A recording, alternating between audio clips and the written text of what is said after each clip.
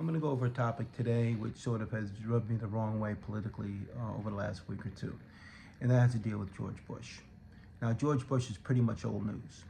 We all know that he inherited 9/11, and like any president, it's sort of a low bar, but any president, he actually responded to it. Well, he had to respond to it. However, what happened in the aftermath between Rumsfeld and Cheney was all but, commonplace. These guys had actually taken us to war in Iraq. The fight wasn't in Iraq.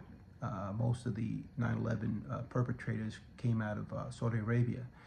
And even though Saddam Hussein was a bad guy, that should have been something that should have been dealt in-house,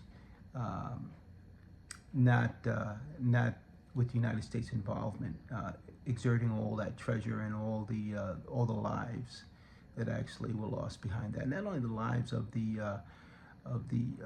American military, but also the lives of the Iraqi military. Now, they were defending themselves. Now, they were sort of bullies going into Kuwait, trying to take that over. There were some investments by the Bushes in there, and so they responded in order to head that off. But once they went back into their own country, they had no choice but to fight for themselves. And I think that's where the miscalculation came, where when they kicked them out of Kuwait through that dog and pony show and everyone threw up their hands and gave up and what have you, that was one thing. But when you follow them into their own country, they've got nowhere else to go. It's sort of like a cornered raccoon. They're going to fight to the last man. But the unfortunate part about the Iraq war is that there was extreme amount of collateral damage, where a lot of people, innocent people, just like Gaza, a lot of innocent people were being killed. Now, what ramifications does that have with the population? You think they're just going to forget? Now, we love our military. I was in the military. I was in the Navy. We love our military, and we would, regardless of what they're sent in to do, we're going to support them. And if they get killed in action, we're going to respond. We're going to mourn. We're going to respond. What makes the people over in Iraq any different? For every person that was killed, whether civilian or whether military, you had like 30 people that were sort of involved in all that. What does that do long term? What it does long term, it creates animosity towards the individuals that killed, regardless of why they killed them. If they were occupiers, if they were liberators, it makes no difference. The fact is, they were killed through collateral damage. So what winds up happening is things like ISIS. ISIS is a next generation terrorist derived from the original Iraq war. And Gaza is going to experience the same thing. All those people in Gaza that are being killed, they're not going to forget that. This thing's going to go on forever. But let me get back to George Bush. Okay, so George Bush, with Donald Rumsfeld and Dick Cheney, went into Iraq. That was a needless war.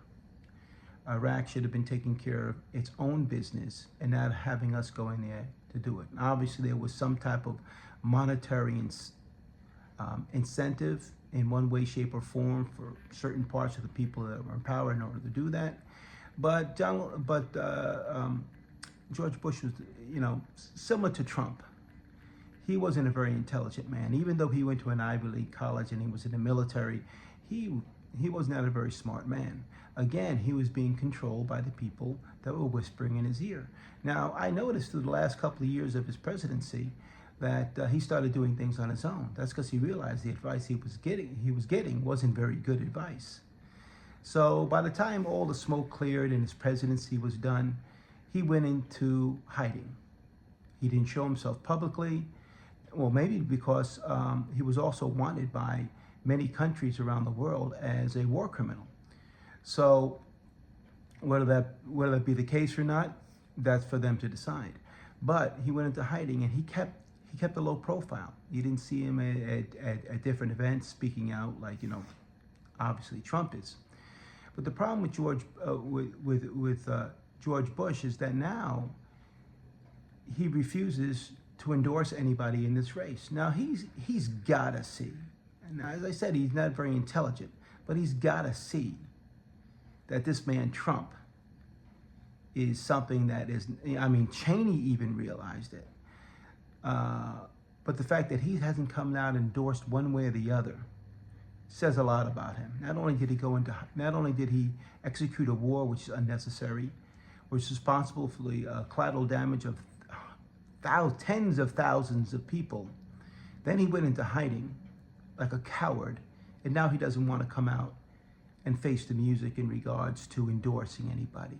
He wants to stay neutral. The boundaries are clear here. You know, the differences are stark.